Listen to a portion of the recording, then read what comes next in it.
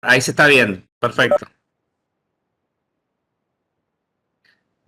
Perfecto, chicos. Doctor Juan, un gusto como siempre. Vamos a dar anatomía dentaria aplicada, chico, que es un tema que está en la unidad o capítulo 2 del libro del doctor Alonso.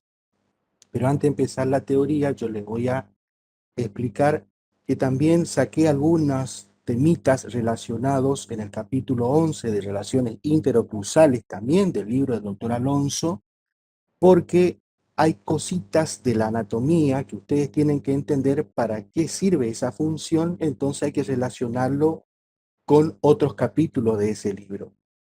Yo quiero que ustedes sepan que la oclusión es una sola para todas las materias, para anatomía, la anatomía en sí de la pieza dentaria tiene una función, pero esa función es para todas las disciplinas por igual, para operatoria, para odontopediatría, para prótesis, para todas las especialidades que van a realizar una rehabilitación, la oclusión es una sola.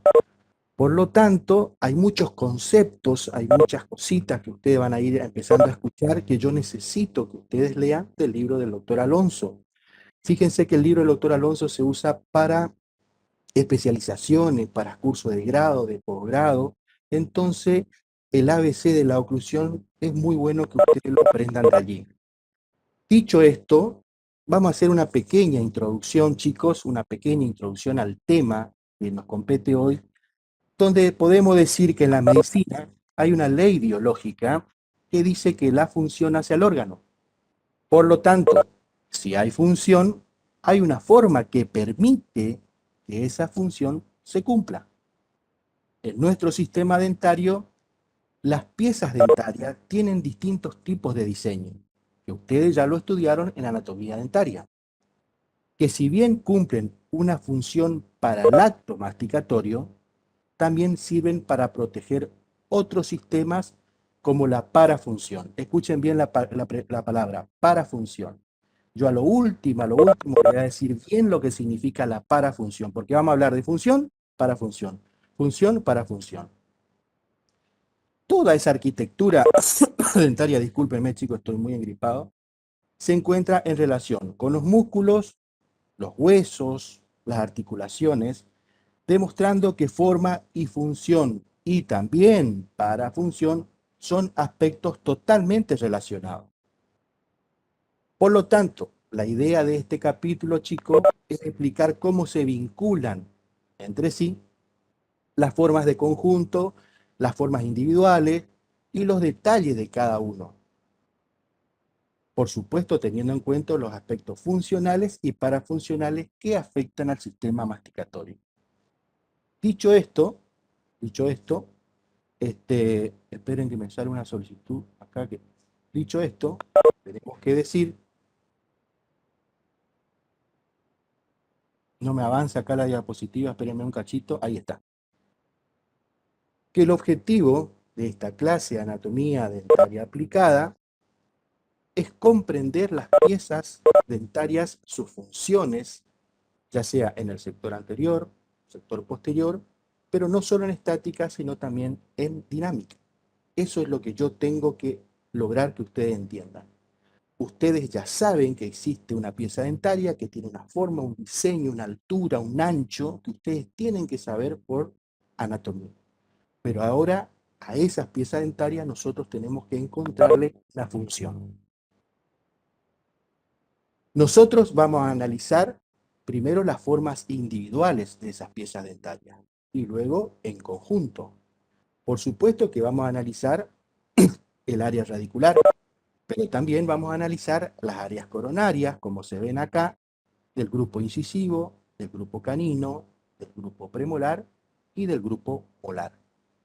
Lo primero que vamos a analizar es las áreas radiculares, sus formas de empotramiento y su relación corono-radicular. Fíjense esta imagen de la izquierda y de la derecha, es una clavija larga y una clavija corta, una clavija finita y una clavija ancha. Esto representa una pieza dentaria en el sector anterior, una pieza dentaria en el sector posterior. Fíjense esta clavija, larga en profundidad, pero finita, va a soportar muy bien las cargas horizontales, pero no va a soportar las cargas verticales. Por eso tenemos esta clavija que es ancha en superficie y de poca profundidad, que va a soportar bien las cargas verticales, no así tan las horizontales. Trasladémoslo esto a las piezas dentarias y tenemos que decir que las piezas dentarias anteriores están hechas como verdaderas tijeras para cortar el alimento, los caninos desgarran también, y el sector posterior está hecho para aplastar ese alimento, ¿sí? Para empaquetar, aplastar y preparar la molienda del alimento para su deglución. ¿Está? Entonces, esa es la relación corono-radicular que nosotros tenemos que tener siempre en cuenta cuando hacemos una radiografía, porque la principal función de la pieza dentaria es el corte, la trituración de los alimentos y la deglución. Seguimos. Ahora, vamos a los incisivos, a las áreas coronarias. Fíjense, ustedes ven acá fotos arriba, desde, perdón, se corre, no sé por qué se corre solito, ven los incisivos desde una vista oclusal, de una vista palatina, de una vista proximal, ¿sí? Ustedes ya saben todo, el borde la cara mesial, la cara distal, la altura cervicoincisal, ustedes ya tienen que saber todo. Lo que tienen que saber también es que es muy importante en la cara palatina el lóbulito acá, ¿sí? El cingulum y los rebordes marginales. Fíjense esta foto, chicos. Esa foto es una vista proximal y dice área funcional. Desde el cingulum hasta el borde incisal es nuestro área funcional. Ustedes ya tienen que pensar que ya están conociendo otra parte de la pieza dentaria. Área funcional se llama. Ustedes serían los 2/3 del incisivo. Área funcional. ¿De dónde va? Del cingulum al borde incisal. Y fíjense en los incisivos inferiores, si ustedes le miran desde oclusal, tenemos un medio hacia vestibular, un medio hacia lingual, y en la vista proximal se ve que ese medio hacia vestibular tenemos nuestra área funcional. ¿Esa área funcional tiene un propósito? Sí, tiene un propósito. ¿Tiene una función? Sí, tiene una función, que la vamos a ver. Fíjense, ¿por qué es tan importante no solo devolverle la anatomía a los incisivos superiores, centrales y laterales por vestibular para que quede lindo, para que quede estético, sino también hay que devolverle la anatomía en el sector palatino, lingual, para que tenga la función adecuada? Fíjense, este es un incisivo superior, acá está el cíngulo, tenemos los rebordes marginales y la cara palatina. Es decir, cuando hacemos una rehabilitación tenemos que tratar de devolver esa anatomía. ¿Para qué? Para que ustedes vean esta función que tiene acá. Acá está el incisivo, se desplaza, se desplaza, se desplaza hasta un borde a borde, que ustedes lo pueden hacer. Pongan borde a borde los dientes superiores e inferiores. Ese es un desplazamiento que se llama hacia adelante, movimiento excéntrico, protrusivo, como ustedes quieran llamarlo. Eso ustedes, este movimiento hacen muchísimo en la parafunción, que ahora van a ver y van a entender.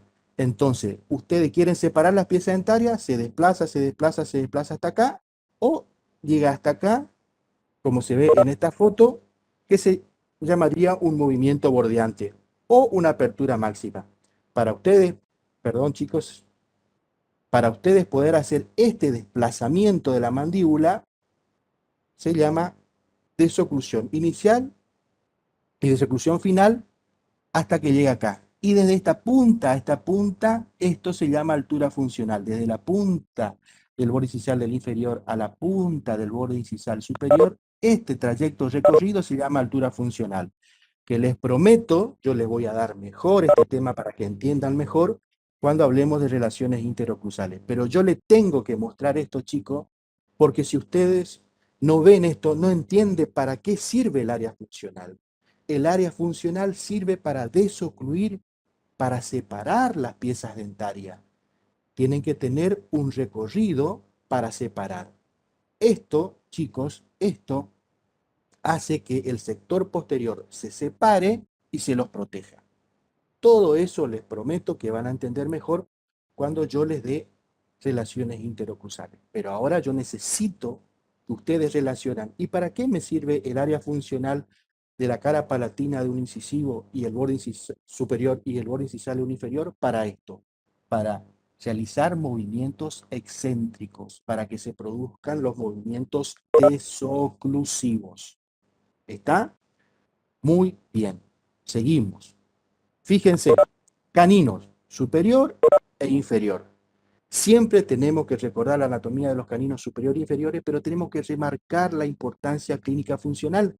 Yo no puedo estar una clase entera recordando la cara vestibular del canino, los bordes, los lados que tiene, su altura desde el cervical hasta la punta cuspidia. Yo no puedo estar.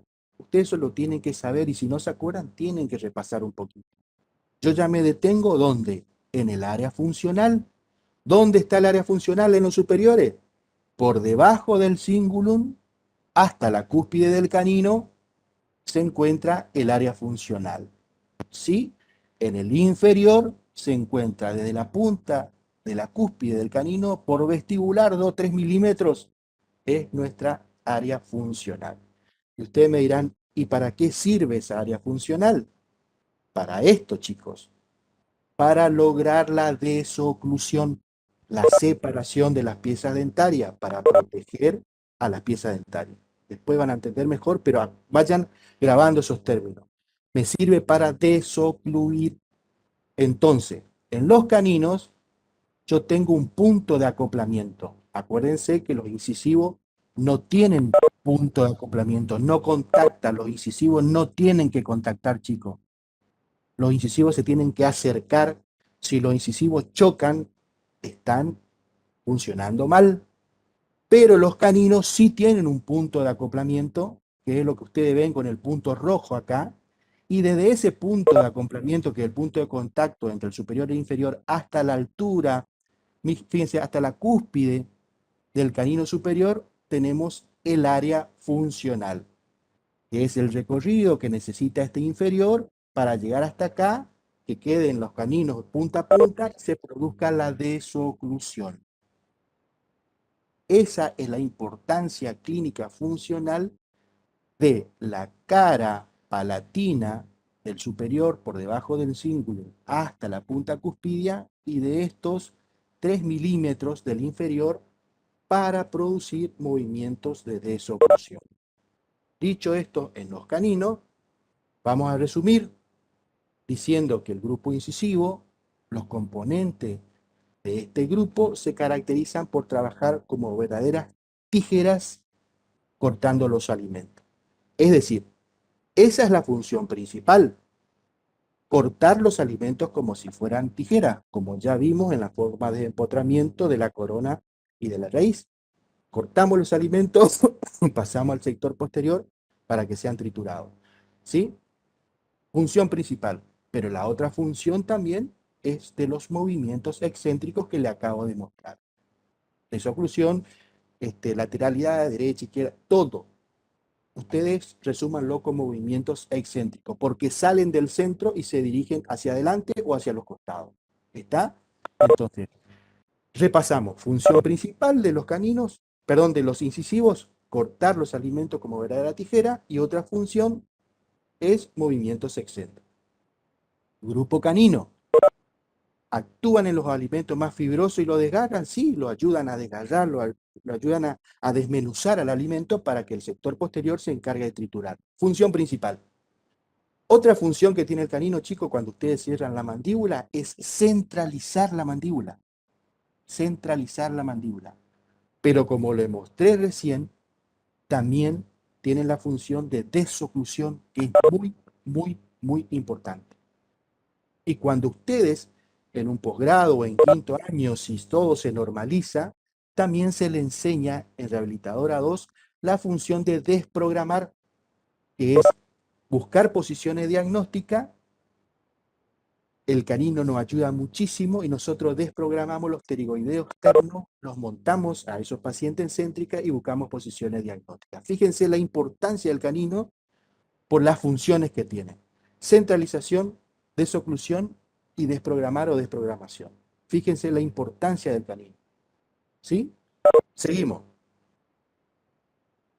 Ahora pasamos al sector posterior. El sector posterior tiene 4 niveles de oclusión,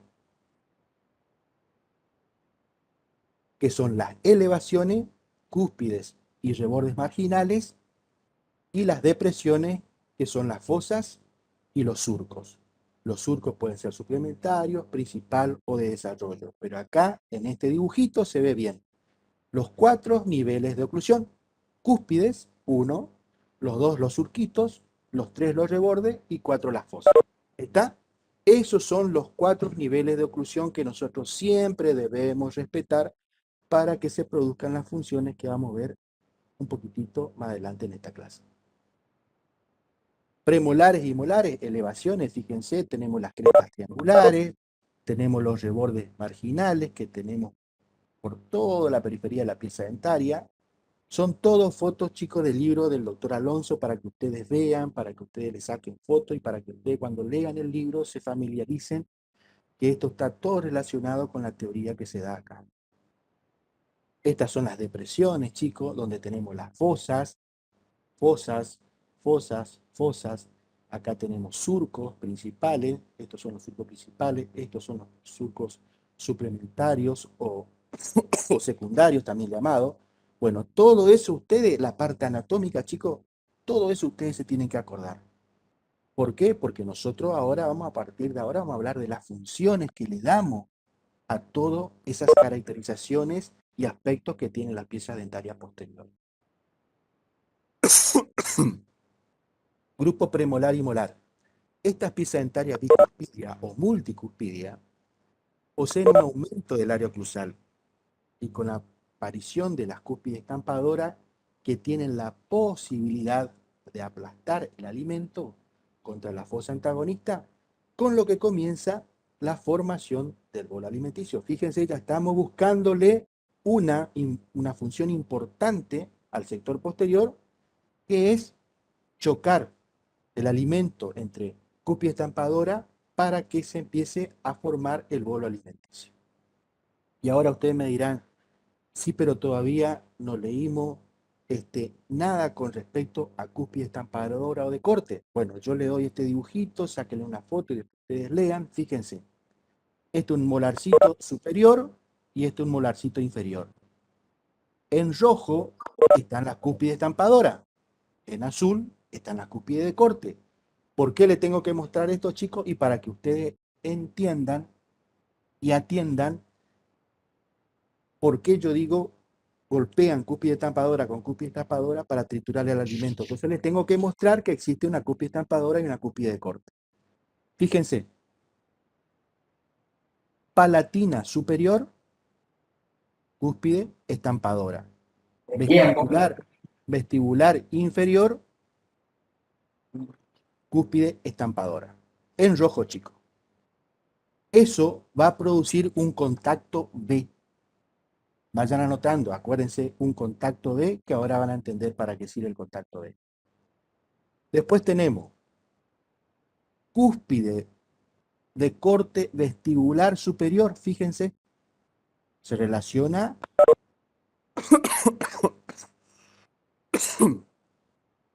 con la vestibular inferior y forman el contacto A. Y después tenemos estampadora superior con una corte lingual inferior y forman el contacto C. Yo lo que me alegraría mucho que ya ustedes sepan que existen cúspides estampadoras y cúspides de corte. Las cúspides estampadoras, ¿cuáles son? Palatina superior, vestibular inferior. Las cúspides de corte, ¿cuáles son? Vestibular superior, lingual inferior. Esto hace que se formen 3 contactos: contacto A, contacto B y contacto C. Ahora van a entender la importancia de estos contactos para que se tienen en cuenta estos contactos. Fíjense, esta es la anatomía de un premolar superior. Fíjense estos porcentajes, por eso les saco la foto y les muestro siempre, chicos. Dice 60 a 40. la única pieza dentaria posterior que tiene 60% en la cúspide de corte y 40% en la cúspide estampadora es el primer premolar superior. Se dice que es una transición desde el canino hasta el molar, como ser una transición, como que un paso intermedio hasta llegar al segundo premolar y al molar, entonces ahí se revierte este porcentaje.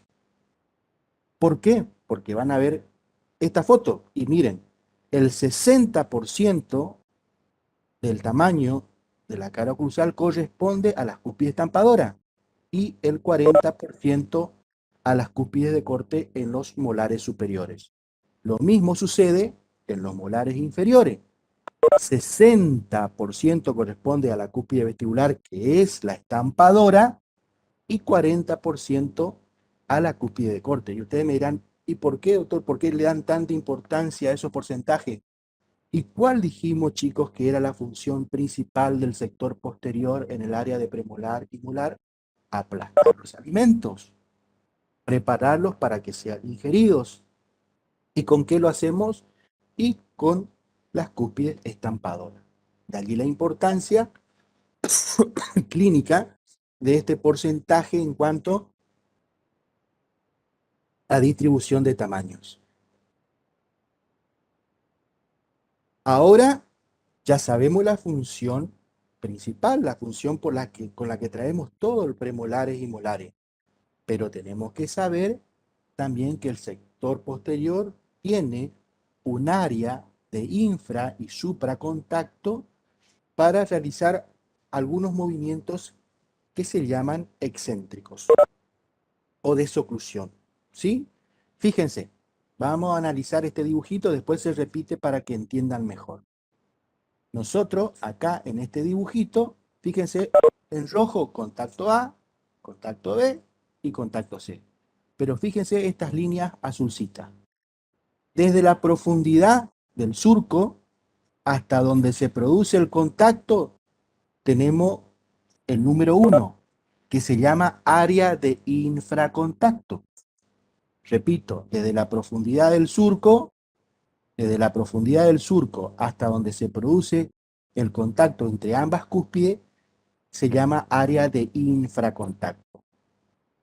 Y desde donde se produce el contacto hasta la punta de la cúspide, tenemos la zona 2, que sería la zona de supracontacto, que sería la altura funcional, que me va a permitir que la desoclusión me va a permitir los movimientos excéntricos.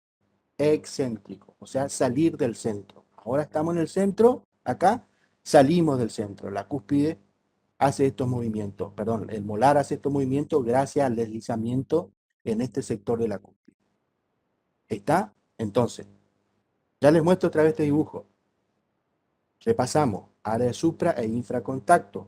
Área de infracontacto. Saquen una foto si quiere para después repasar con el dibujito. El área de infracontacto va desde el punto de contacto de la cúspide hasta la profundidad del surco.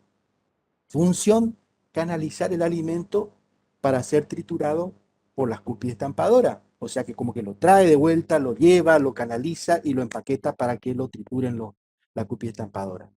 Esa sería la función principal. Pero fíjense el área de supracontacto. Va desde el punto de contacto hasta el tope o punta cuspidia. ¿Sí? Función, espacio por donde transita las cúspides antagonistas para los movimientos excéntricos y los mecanismos de desoclusión. Vieron que todo chico tiene una función que es la alimentación y la otra es la parafunción, que ahora lo último le voy a decir lo que es. Entonces repasamos con este dibujito otra vez, si le quieren sacar una fotito para entender, área de infracontacto, área de supracontacto. Área, canalizar los alimentos para que esto sea triturado por la cúspide estampadora, y este área 2 o altura funcional, porque la altura funcional va desde acá hasta acá, permite los movimientos excéntricos, que ustedes puedan deslizar la mandíbula, separar las piezas dentarias posteriores. Fíjense una gráfica de las cúspides de corte y estampadoras en acción. Fíjense cómo cortan las cúspides de corte, obviamente que por intermedio de la lengua y los tegumentos y todo el movimiento del ciclo masticatorio nosotros volvemos a que esos alimentos nuevamente sean colocados entre las cúspides estampadoras, canalizados para realizar su trituración. Es así como funciona, chicos. Este sería el movimiento que realizamos durante la masticación. Pero yo quiero ejemplificar en esta imagen cómo actuarían las cúspides de corte, en este caso, perdón, en este caso del lado izquierdo, y cómo actuarían las cúspides estampadoras en el lado derecho. Fíjense, chicos, habíamos hablado de contactos A, B y C. El contacto B es el más importante de todo, cúspide estampadora con cúspide estampadora. Pero no puede estar solo, chicos. No puede estar solo. Siempre tiene que estar acompañado o de un contacto A o de un contacto C, o uno de ellos por lo menos. Uno de ellos por lo menos. ¿Sí? Lo ideal es que estén los tres, pero si no, uno de ellos. Fíjense, si está solo, el cierre, la oclusión es inestable. Inestable. Si están los tres, es estable. Los contactos A, B y C, escuchen bien chicos, le dan estabilidad vestíbulo-palatina al sistema agnático, al sistema masticatorio. ¿Qué significa? Que los dientes no se van a desplazar ni hacia adelante, ni hacia atrás, ni hacia vestibular, ni hacia palatino lingual. ¿Por qué? Porque tienen contacto A, B y C, son estables. Por eso yo les tengo que mostrar algo de esto para que entiendan la importancia de la función de las cúspides, tanto de corte como estampadora, y de los contactos A, B y C. Pero cuando ustedes cierran y logran contactos A, B y C y tienen estabilidad en sentido vestíbulo palatino, nosotros tenemos que tener estabilidad en sentido mesiodistal. Fíjense la foto de arriba, la primera. Yo cierro la mandíbula y tengo un tope, pero no tengo un estabilizador. En la foto de abajo, yo cierro la mandíbula, tengo un estabilizador, pero no tengo un tope.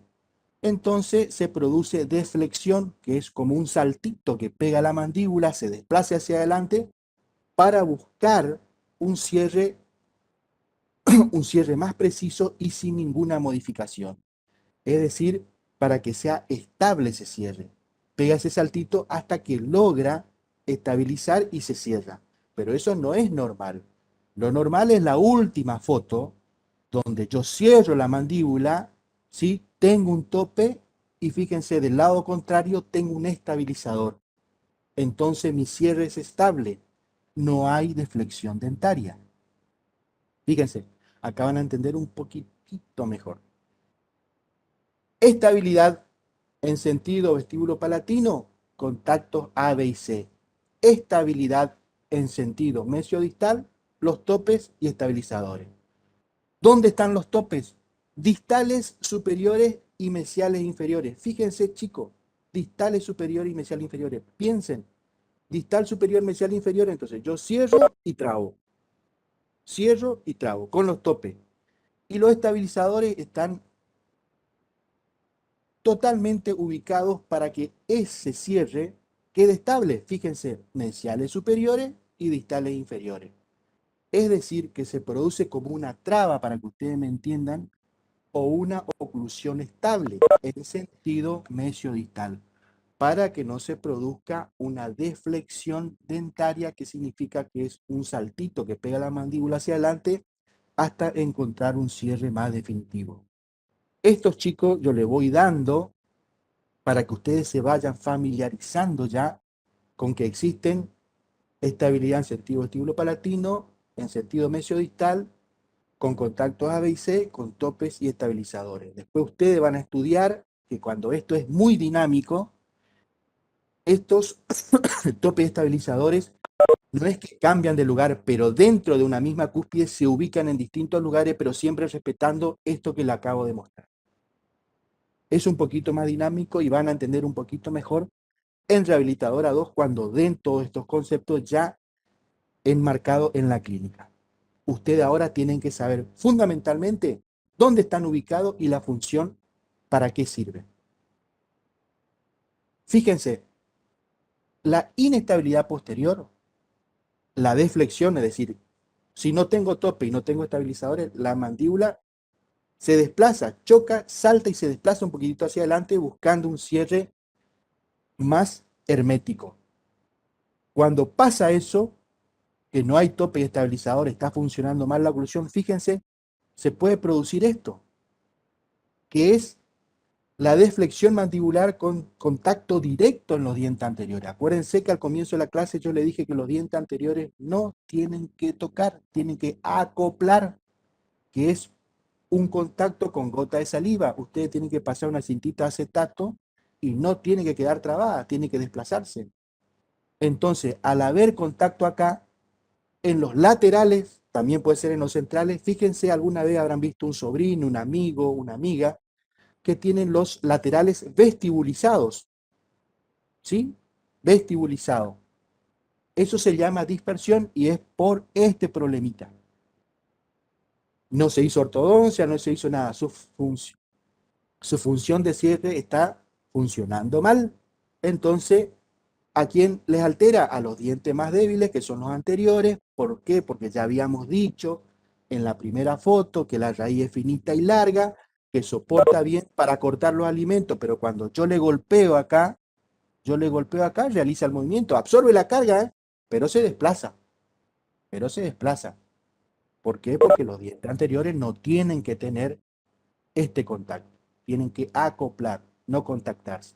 Y fíjense, si la fuerza es al revés, estos dientes inferiores se entrecruzan todo y forman el apiñamiento. Apiñamiento es cuando todos los dientes están así como encimaditos de canino a canino en el sector anteroinferior. Eso es producto de que esto está pasando en la oclusión de ese paciente. Fíjense las consecuencias que tiene. Yo también ya les muestro que si no funciona bien, las consecuencias que puede tener. Bien, chicos, escuchen bien. Analizamos las formas individuales de las porciones radicular en el sector anterior y posterior, de las formas coronaria, incisivos, canino, premolares y molares, teniendo en cuenta que los 4 niveles de oclusión. Pero ahora se analiza las formas de conjunto. Esto es un poquito más complicado y les comento, chicos, yo les tengo que dar porque está dentro del programa, pero hoy en día se tiene en cuenta, pero hasta ahí nomás en las grandes rehabilitaciones, todo este estudio que se hizo sobre lo que le voy a mencionar ahora. El sector posterior tiene una dirección de ejes que sería la función, que ya vamos a ver, y la formación de curvas que está en relación con la parafunción. Parafunción, acuérdense, parafunción. Desde 3 planos distintos, desde el plano sagital, desde el plano frontal y desde el plano horizontal. Eso en el sector posterior. En el sector anterior tenemos la clase 1, la clase 2 y la clase 3, teniendo en cuenta el biotipo. Esto no se preocupen. Esto ustedes van a estudiar muchísimo en odontopediatría y sobre todo en ortodoncia, cuando les toque cursar esa materia. Pero yo ya les adelanto cómo se analiza la forma en conjunto tanto en el sector anterior como en el sector posterior. Sector posterior, dirección de eje, función. Fíjense, esta foto representa que los dientes anteriores, sus raíces, fíjense, tienen la misma dirección que los haces del músculo temporal, los haces anteriores, medio y posteriores. Y en el sector posterior, la dirección de los ejes dentarios coinciden con el músculo macetero y el pterigoideo interno que está por acá adentro. Entonces, esa dirección de ejes que coincide con la parte muscular está en íntima relación para la función que es centralizar la mandíbula. Centralizar la mandíbula. Esa sería la función principal. Con respecto a la formación de las curvas, nosotros tenemos el plano sagital, el plano frontal y el plano horizontal. Fíjense, plano sagital, fíjense esa foto. Es la línea imaginaria, a ver si no se me mueve, es la línea imaginaria que une la cúspide distal del canino con la cúspide distal del segundo molar inferior. Este recorrido, este recorrido. Ese es el plano sagital. ¿Qué debemos decir, chicos? Que en la boca no existen planos. Solo se menciona de esta forma con el objeto de utilizarlo como una referencia general de orientación y para poder estudiarlo. Pero yo quiero que ustedes sepan que existe un plano sagital que va desde la punta del canino a distal del segundo molar, que tenemos que tratar siempre de que sea lo más horizontal posible. ¿Está? Vayan captando, pero no se preocupen, esto no le vamos a preguntar en el parcial, pero yo quiero que ustedes sepan que existe un plano sagital y quién lo representa. ¿Existe un plano frontal? Sí, existe un plano frontal. Fíjense la inclinación que van adoptando los ejes desde el canino hasta el último molar, tanto premolares como molares, conforman la llamada curva de Wilson, que tiene como límite el canino y las ATMs. Entonces, yo quiero que ustedes sepan que ya se les mencionó que en un plano frontal, la inclinación que van adoptando las raíces de las piezas dentarias, se tiene en cuenta para eso la curva llamada curva de Wilson. ¿Está? Y fíjense, el plano horizontal. El plano horizontal, chicos, debemos referirnos a la forma que tienen las arcadas en nosotros las personas. Nosotros tenemos elevaciones y depresiones que se combinan con arcada antagonista, siempre, siempre respetando los principios de axialidad y estabilidad, que son fundamentales para la oclusión orgánica. Pero yo quiero que vean este dibujo, siempre tenemos que lograr que la línea bipupilar, el eje terminal de bisagra y el plano de oclusal sean horizontales y lo más paralelos posible. Por supuesto, chicos, esto yo le tengo que mencionar, pero se utiliza o se tiene como referencia o se lo estudia en las grandes rehabilitaciones. Como es un poquito complejo, nosotros no le vamos a preguntar esto en el parcial, pero necesitamos que ustedes vayan sabiendo por qué esto existe. Muy bien, chicos, les voy a mostrar ahora el sector anterior, que como les dije van a estudiar mucho mejor en ortodoncia que en ortopediatría. La clase 1 del sector anterior siempre tenemos que tener una oclusión canina, ¿sí? Que sería lo normal. Pero fíjense en la clase 2 subdivisión 1. Fíjense la vestibulización exagerada de esta pieza dentaria con respecto a la del inferior. Y en la clase 2 subdivisión 2, fíjense, esta misma pieza dentaria se encuentran hacia palatino y hay una profundidad en el contacto de estos inferiores que prácticamente tocan el paladar del maxilar superior. Tenemos biotipo de clase 1, que sería lo normal, clase 2, subdivisión 1, clase 2, subdivisión 3, y fíjense, todo lo invertido a estas situaciones sería la clase 3, donde hay una mesialización de la mandíbula, donde la mandíbula queda totalmente por delante de los dientes anterosuperiores, llamando la clase 3 del biotipo o de clase 3. Todas estas correcciones, chicos, ya se hacen con un tratamiento que se llama o de ortodoncia o de cirugía ortognática, pero nosotros tenemos que decirle que esa es la forma de analizar en conjunto las piezas dentarias anteriores, teniendo en cuenta los distintos biotipos. ¿Está? Bueno, tampoco le vamos a preguntar, no se preocupe, no le vamos a preguntar en el parcial.